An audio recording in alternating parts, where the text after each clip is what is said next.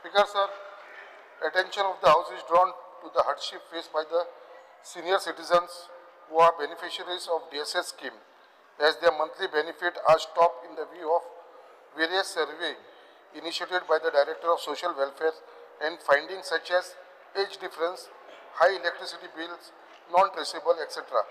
Even after providing the necessary documents and compliances given by such beneficiaries, it takes long time to resume the disbursement of monthly benefit, making the senior citizen to visit the bank or social welfare office again and again to check the resumption of the benefit.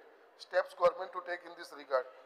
Speaker sir, specially आमचे जे as डिफरन्साक लागून तेंची सर्वे अडकून उरलेली आसा आनी main म्हणटा ते हाय electricity bills हेज्या लागून खूब जाणांची जी स्किम्स आसा जी सिनियर सिटीजन ती स्टॉप जाल्ली आसा. सो हांव मागता आमच्या मिनिस्टरा कडेन हेजेर लक्ष घालून बेगिना बेगीन रिलीज करची.